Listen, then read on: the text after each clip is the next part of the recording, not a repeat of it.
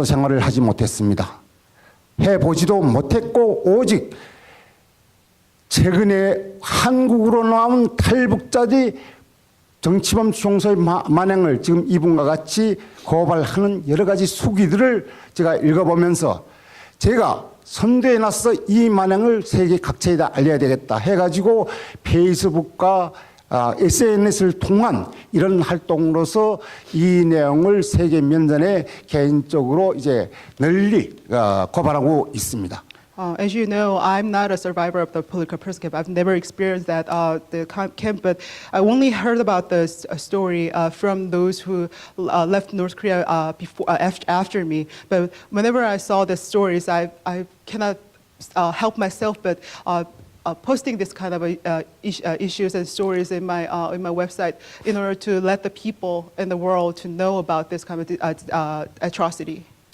결론적으로 말씀드리면 북한 현 김정은 정권은 우리 민족에게 저지른 죄행뿐만 아니라 세계 평화의 양심을 유린하고 세계 인권 무대에서 북한 주민들을 가장 야만적으로 탄압하고 학살한 살인 집단이기 때문에 북한의 김정은 정권은 괴멸 위에 대안이 없습니다. 괴멸시키기 전에는 그 대안을 찾을 수가 없습니다. And I believe that what Kim Jong-un and three-generation Kim regime has committed the crime against North Korea is not only for the North Korean people, but it's only the crime against the humanity. And I believe that the only alternative to this tragic situation is to turn over the regime. 그럼에도 불구하고 현재 핵과 미사일로 트럼프 우리 미 세계의 평화의 성지라고 할 수 있는 미국을 향해서 노골적인 위협과 공갈을 감행하고 있을 뿐만 아니라 심지어는 남북한 8천만 민족을 인질로 삼아서 핵전쟁까지 불사하겠다는 이러한 현실 앞에서 과연 세계의 경찰이라고 하는 세계 평화를 유지하는 우리 미국이 과연 북한의 만행을 이대로만 지켜만 보고 있겠는가를 생각할 때 우리 탈북자들의 입장에서 안타깝기를 그지없습니다. But North Korea has been threatening the peace of the world and held a hostage of Korean people, and I think that U.S. should take more action against to stop this kind of a thing happen in North Korea. 과거 오바마 행정부는 북한에 대해서 채찍과 당근을 동반시켜 가지고 북한을 국제 무대에 끌어내려고 했으나 결과적으로 실패로 돌아갔습니다. And we witnessed that previous administration actually tried to put more policy towards more of an engagement rather than the sanctions. But we already witnessed that attempt actually failed.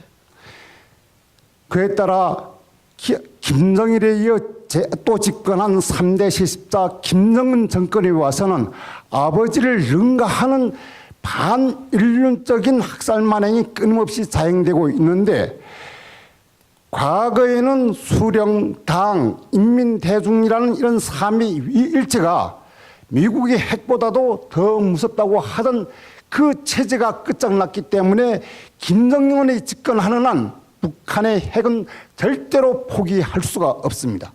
And you should know that as long as Kim Jong-un is in power, the crisis in international society will never gonna end. 그래서 저는 여러분들한테 정말 간곡히 호소합니다. 지구의 마지막 분단 국가인 우리 한반도, 대한민국과 북한을 위해서 기도하는 것도 좋지만은 북한 김정일에게 이제 다시 당근을 제시하거나 어떤 또 다른 협력 관계로 제시해서 김정은을 국제 무대로 계획 개방 정책을 실시하게 한다는 것은 오판이다 하는 것을 분명하게 말씀드리지 않을 수가 없습니다. So I urge you to understand that along with it is important to have a prayer for the peace of Korean Peninsula, but at the same time, we should understand that any kind of action in order to get the engagement with the North Korean regime, we're never gonna succeed. This is not the successful way to bring North Korea to the international community. 김정은이 집권하는 한 북한의 반인륜적인 인권 유린은 물론 핵은 절대로 포기할 수가 없으며 따라서 이제는 지구상의 평화를 사랑하는 모든 분들이 하나로 합쳐가지고 북한 김정은 정권을 끝장내는데 힘을 모아서 진정 마지막 분단 국가인 우리 한반도의 평화를 안겨주십시오. And I urge you to understand that Kim Jong-un will never gonna give up the missile. So the only way is to at the end of the Kim regime is and to bring the peace to the Korean Peninsula. 감사합니다. Thank you.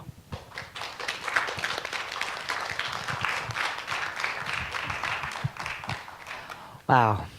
Thank you very much. Very, very powerful testimonies.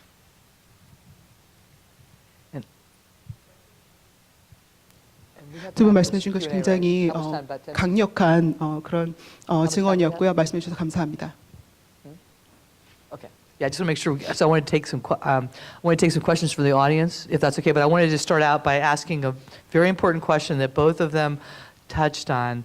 That's especially important for us, especially important for what HRNK does and what NKFC does, and that is this: what is the knowledge that the people of North Korea have about the political prison camps? What's their general knowledge about the camps? 한 가지 이제 질문 응답을 시작하기 전에 저희가 꼭 여쭤보고 싶은 것이 있는데요. 뭐냐면 북한 내부에서 북한 일반 대중들이 북한에 있는 정치범 수용소에서 얼마나 알고 있고 무엇을 알고 있는지 좀 여쭤보고 싶습니다. And I was hoping both of them could answer that because he was an elite. She actually worked in the camp. And then I have a follow-up question. Then I'd like to open up the audience. 그래서 두 분이 모두 한 분은 두 분 다 다른 이제 배경에서 오셨기 때문에 두 분이 어떤 생각을 하시는지 각자 대답을 해주시면 감사하겠습니다. 예, 사실 북한에서 북한 내부적으로 정치범 수용소의 실태가 알려지기는 상당히 힘듭니다. 구조상. 그런데 북한의 정치범 수용소는 북한 내부에서 먼저 알아가지고 북한 주민들이 각성이 돼야 되겠는데 이것이 거꾸로 북한 체제를 벗어나 북한 체제의 한계를 느낀 우리 탈북자들이 탈북을 해서 이 미국이라든가 유럽이라든가 우리 대한민국에 이제 나와가지고 그들이 예배에서부터 먼저 북한의 현 정치범 수용 상황을 면밀하게 고발하고 세계 면전에 알립니다. 이것이 바로 우리 탈북자들이 운영하는 자유북한 방송이라든가 아니면은 우리 여기에 오늘 오셨습니다만은 전문 대북 전단지를 날리는 이런 팀들이 있습니다. 이런 팀들에서 북한의 정치범 수용소에서 사용되는 이런 상황을 면밀히 정말 낱낱이 고발을 해가지고 북한에 알려주기 때문에 바로 남한의 탈북자들을 통해서 북한의 인권 유린 상황이 알려진다는 것입니다. 이것은 바로 북한 체제가 상존하는 한 탈북자 행렬은 계속 이어질 것이며 이들을 통해서 정말 우리 대한민국의 3만 명의 탈북자들과 미국에도 한 200~300명의 이런 탈북자들이 거주하고 있는 것으로 알고 있는데 이 사람들이 역할에 따라서 북한 김정은 정권을 괴멸시키는데 전적으로 이것이 큰 역할을 하지 않겠는가 하는 이런 생각을 제가 개인적으로 생각을 해봅니다.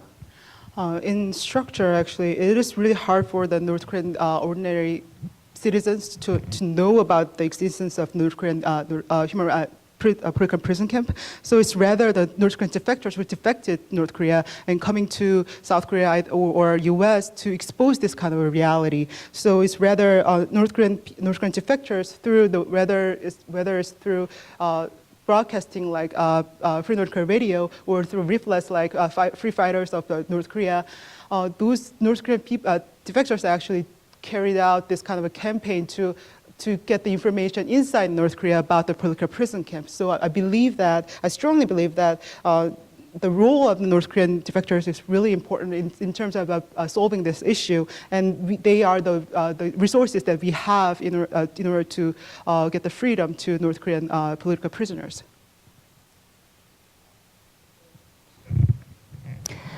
제 같은 경우는 제가 정치범 수용소에서 근무하고 살다 나니까 정치범 수용소라는 것은 사실 북한 주민들 속에서는 어떤 곳인지 알 수가 없을 정도로 비밀 보안이 잘 되어 있습니다.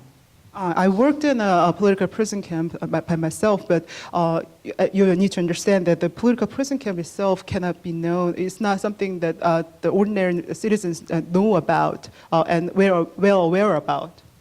왜 그러냐면 저희가 거기서 근무하고 나오는 동안에는 만약시 정치범 수용소에 대한 그 어떤 발설을 한다면 저희가 다시 정치범 수용소에 갈 수밖에 없기 때문에 거기에 대한 비밀에 대해서는 저희가 철저하게 제대되어 나올 때는 다시 그 당에다가 서약을 하고 나와야 됩니다. So because even though we are working in that, I worked in the camp. When I was discharged from the army, I had to swear to the government that I will never gonna expose or reveal the secret of the North Korean political prison camps to the outside, so that the existence itself can be stay secret. 예, 그곳에 있을 때 이제처럼 전쟁이 일어나면 저희가 그 죄인들을 전부 총알바들이 죽인다던가 아니면 그 사람들이 어디 딴 데 가서 죽인다 이런 것이 사실은 저희는 정치범 수용소 안에서는 그게 웅당한 것을 알았는데 사실은 그것이 그 사람들에 대한 인권인 줄도 몰랐고 그리고 또 그것이 비밀인 줄도 몰랐는데 사회에 나와 보니까 모든 것을 다 궁금해하니까 저희는 이것이 비밀이구나 하고 말하지 않을 수밖에 없었고 또 당에서 그만큼 정치범 수용소에서 근무했던 지도원 보이지원들에 대한 모든 당에 대한 우대가 강하니까 그 사람들은 그 당에 충성할 수밖에 없습니다. And actually, there was a manual that when the war will break out, the guards were gonna kill all the prisoners. So, and when I was working there, I thought it was kind of natural and it was normal thing that everyone were going to know and everyone were going to follow. But later I found out that it was a special case that I experienced back in there. And also you should need to know that the regime made sure that all of the guards working there were going to get a really good advantage in terms of in order to preserve their loyalty to the government and to the regime, so that they can they will never gonna tell anyone about what is happening inside prison camp. 아까 앞에서 하신 분이 먼저 말씀하신 것처럼 정치범 수용소에 대한 그 문제는 북한에서 아는 것보다 오히려 이게 남한에 정착한 탈북민들 통해서 지금 더 잘 알려지고 있습니다. So as Mr. Hall mentioned, that the facts and the reality of North Korean prison camp is known to the world by North Korean defectors, not more than the understanding of North Korean people themselves about the North Korean political prison camp. 예, 조금 더 구체적으로 말하면 정치범 수용소에 대한 정확한 내용이 잘 전달된다는 것보다도 그래도 그 어떤 상황이 있다는 구체적인 내용보다는 그 기본 상황은 전달되는 사실 구체적인 내용을 다 알 수는 없습니다. 그 북한에 So even though some of the people actually North Korean people know about the existence, saying that they know about the existence of the political prison camp, but that they don't have any detailed information about what is actually happening inside the camps. 북한 주민들은 어차피 정치범 수용소에 가면 내가 자유가 없고 영원히 그곳에서 못 나오는 것이란 것은 다 알고 있으니까 정치범 수용소 자체가 지금 생존하고 북한이라는 것이 존재하고 있는 한 아마 정치범 수용소는 그대로 유지가 될 수밖에 없습니다. The ordinary citizens actually understand that they will never gonna get out of the camp once they incarcerated, and we believe that as long as the regime survives, the camps will gonna survive also.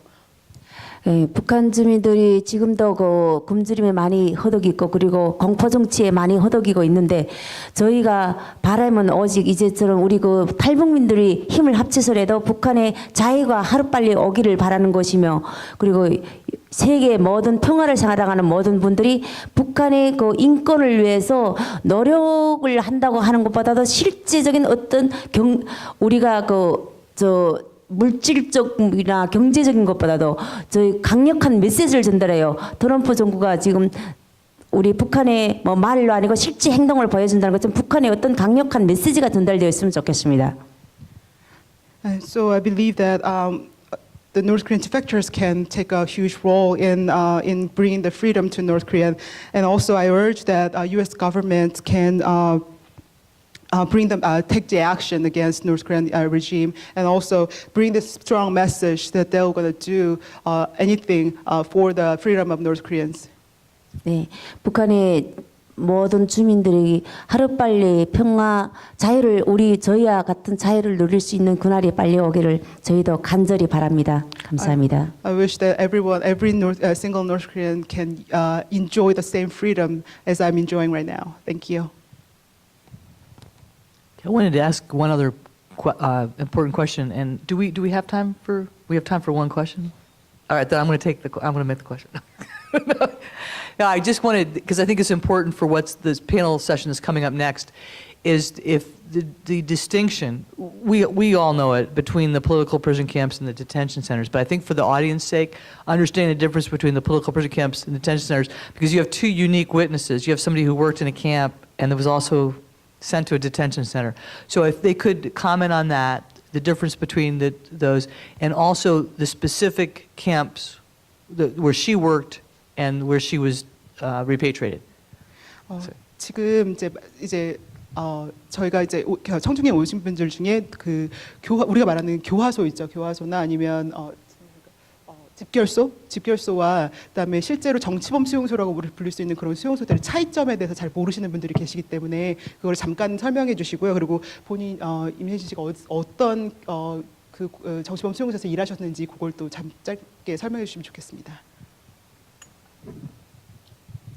정치범 수용소라 하면 북한에서는 우리가 정치범 수용소하고 집결소의 차이점에 대해서 제가 먼저 말씀드리겠습니다. So I'll tell you first about the difference between the political prison camp and the detention center. 특히 그 정치범 수용소라 하면 북한에서는 정치를 말하면 우리 보통 국민이 누릴 수 있는 모든 선거의 권리가 없고 그리고 한 번 그곳이 들어가면 평생을 나올 수 없는 자유가 없이 가족이 그 안에서 무조건 감시와 고통 속에서 살다가 생을 마감해야 되는 그런 곳입니다. So first of all, the political prison camp is where the prisoners were incarcerated for their lifetime. So there's no rights to election or any kind of the human rights, and the whole family can be incarcerated in the same camp too. 예, 그리고 사회 안전부 산하 교화소라는 것은 일반적으로 사람들이 잘못을 저졌을 때 사회적으로 경제적이나 아니면 뭐 내가 생활에서 나쁜 우리가 이제처럼 도강을 하다가 잡혔던 사람들이 잡혀가지고 거기서 사상 단련을 해가지고 다시 사회를 복귀해가지고 자기 그 인권 권리를 찾을 수 있는 것이 교화소라고 합니다. And the detention center is actually operated by Social Security Agency, Social Security Bureau. And when the citizens committed crime, they are sent to this detention center, and they are basically released after serving their terms, and they can come back to their ordinary life, and they have a right to election and other things that ordinary citizens can enjoy. 예, 북한에서 현재 정치범 수용소는 보위부라는 우리 아마 이거는 모르겠는데 한국어로 말하면 국정원 쪽에서 그러니까 국가적으로 관리하는 차원이고 그리고 교화소라고 하는 것은 사회 안전성을 내 가지고 경찰적으로 이렇게 관리하는 그런 구역으로 아마 나뉘고 있습니다. So for political prison camp, we can compare it to the managed by the National Security Intelligence in South Korea, and the detention center is actually managed by police. So there's difference of which organization is managing and operating the camps. 북한 같은 경우는 현재 그 당을 위주로 해가지고 많이 정치성을 띠기 때문에 이제처럼 정치성을 띈 사람들이 그곳에 잡혔을 때는 평생을 나오지 못하고 우리처럼 사회적으로 뭐 잡혀가지고 들어갔던 사람들은 사상 개설을 해가지고 나올 수 있는 곳이 저 교화소라든가 집결소라든가 그런 것을 보고 말하고. 정치범 수용소는 내가 한번 잡히면 끝까지 그곳에서 나올 수 없는 것이 정치범 수용소입니다. So the difference between the political prison camp, the detention center, is based on what kind of a crime the prisoner committed, and whether you can release after you're serving your term or not. 제가 근무했던 곳은 저 정치범 수용소라고 해가지고 저희는 북한도 거의 그 연대식으로 많이 하다 보니까 부모 밑에서 제가 부모님이 그쪽으로 들어가서 일을 하시다 보니까 부모의 영향을 받아가지고 저는 그곳에서 또 누구 맞다나 그 부모 한마디로 부모의 그 영향을 많이 받아가지고 저는 그곳에서 또 근무를 하게 되었습니다. So I started to work at the political prison camp because my parents, both of my parents were also worked in a position related to the political prison camps.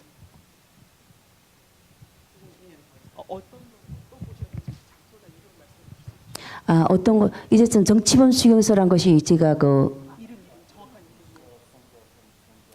저희는 지금 현재는 해산된 것인데 그때 저희 조선인민경비대 제2구 1, 2 군부대 저희는 명칭은 경비대로 나갑니다. 왜냐하면 지금 보면 저 정치범 수용소는 거의 다 조선인민경비대로 나갔답니다. 조선인민경비대 제2구 1, 2 군부대라고 군부대 관리소라고 했습니다. So the name of the camp that she used to work is actually closed down right now. But the name is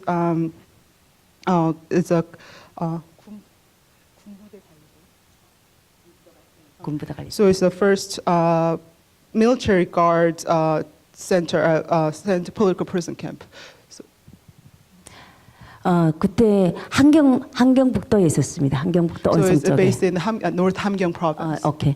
그때 이것이 그 북한에서 1986년도, 7년도 그때 그 한국에 뭐 사실은 그때 세계적으로 그 정치범 수용소를 없애라는 그런 그 메시지를 많이 받았는데 북한 쪽에서는 그때 그 한국에 노출이 됐다고 해가지고 사실은 그때 저희가 해산을 했습니다.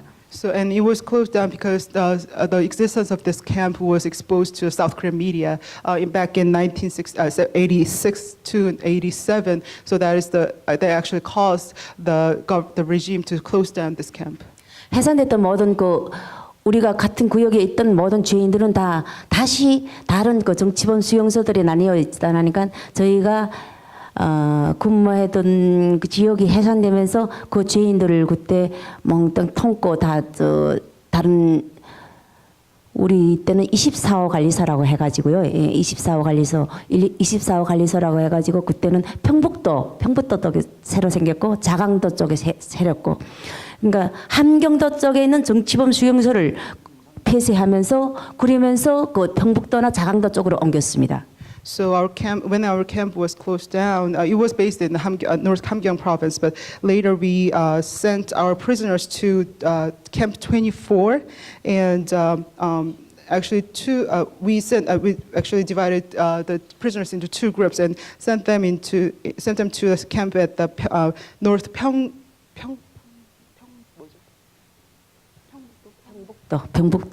North Pyeongbuk province, and one in the Jagang province. 자강도. 오케이. That was very, very significant what she said. That had to close that camp because it got reported in the South Korean media. What a great way to get up ready for our next panel, which HRNK has been exposing these camps. And we hope that people will hear this, this testimony in North Korea through Free North Korea Radio very soon. Thank you so much. I thought they were amazing, amazing witnesses for their words. Thank you.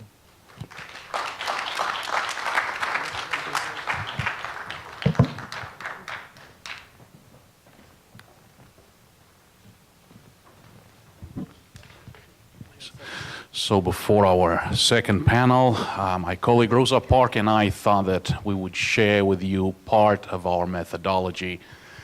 Of course, talking to witnesses and talking to former political prisoners is an extraordinarily important part of what we do. And one very important point that both witnesses made this afternoon is that the entire country is a vast gulag. And one issue that we always have is access. We do not have that powerful photograph that will enable the world to understand the gravity of the sheer brutality that our witnesses described this morning. So the best we have is our satellite imagery. And as some of you know, David Hawk, the author of our Hidden Gulag Reports, was the first one to use this methodology in our first Hidden Gulag Report, published in 2003. We have continued to issue updates, and we thought that we would share our views on some of the trends we have seen at these detention facilities in North Korea under the leadership of Kim Jong-un, the third one in a line of Kims. And of course, one trend that you're well familiar with is purges, according to the Seoul-based Institute of National Security Strategy, INSS. 340 senior officials have been purged or executed. Remember, as our witnesses reminded us this afternoon, it is not only one individual, it's up to 3 generations of the same family. It's associates, it's an entire bureaucratic support structure that's taken out from underneath. Our witnesses again mentioned that this political prison camp system and the other facilities are in a continuous state of flux. Years ago, there were 9. A few years ago, perhaps there were 6 functioning. What we know today is that when we speak of political prison camps, there are at least 4, if not 5 or 6 still active today. And remember that political prisoners are held, as described by our witnesses, at other facilities as well. If a refugee has been forcibly repatriated by China and returned to a place where he or she faces a well-founded fear of persecution, one can no longer make the argument that that refugee does not deserve political refugee status because he or she does deserve it pursuant to the 1951 UN Refugee Convention. So we have seen camps being eliminated close to the border areas with China simply because perhaps this was bad PR for the Kim regime. International organizations, international NGOs were reporting on these facilities. There was some Chinese activity in the area. There were some Chinese tourists in the area. So that's why some of these facilities were eliminated while other facilities inland were expanded. We have continued to monitor profits that the Kim regime makes out of the forced labor at the camps. I'll ask Rosa to address this issue in a little bit more detail. And we have also highlighted the disproportionate repression of women at these camps, and I'm going to focus on a particular facility. Rosa, if we could please move on to the next set of slides. In the press for several years, we had heard stories, harrowing stories, about the use of anti-aircraft machine guns in executions. About 2 years ago, our organization, HRNK, was able to acquire satellite imagery taken just before an execution by ZPU-4 anti-aircraft machine gun at the Kangwon Military Academy in North Korea. How do we know that those squares are ZPU-4s? Because we work with former intelligence analysts, such as Joe Bermudez, who's also co-author and author of many of our reports. It is a very powerful methodology to combine the talent and experience of David Hawk, for example, with the talent and experience as an intelligence analyst of a Joe Bermudez.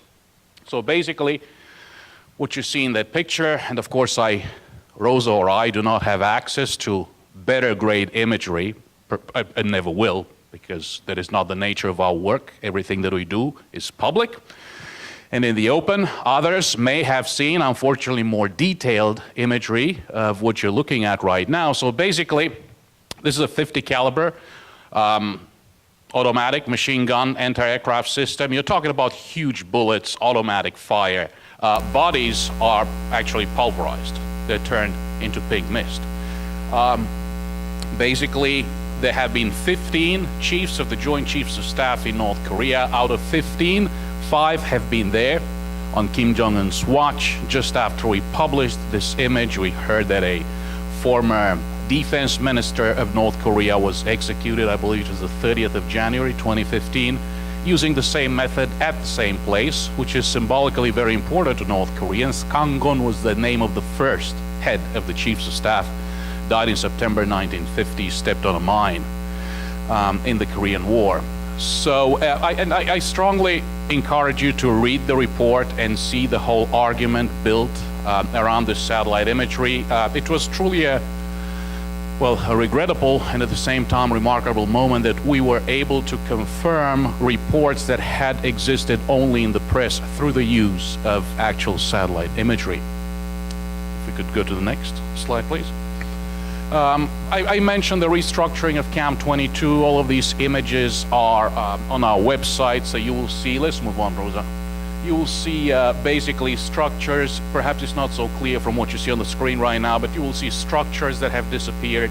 You will see camps such as Camp 25 or Camp 14 that have practically doubled in size or flown into the adjacent village. Can we please? So once again, I strongly encourage you to visit hrnk.org and take a look at all those reports. One question that we have asked, are even now in the process of continuing to answer that question, is the economic significance of North Korea's political prison camps. And I'm going to ask Rosa to say a few words about our findings.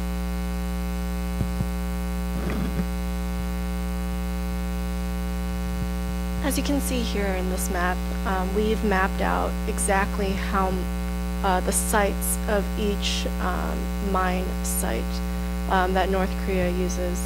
And we've also mapped where the political prison camps are. If you can see, they're very close to each of the mines, and I'll go through the satellite imagery in a moment. Where you can see that there are mines photographed at each of the political prison camps. If you can see here, we have the mine to the very left, bottom left. There's a mine right there at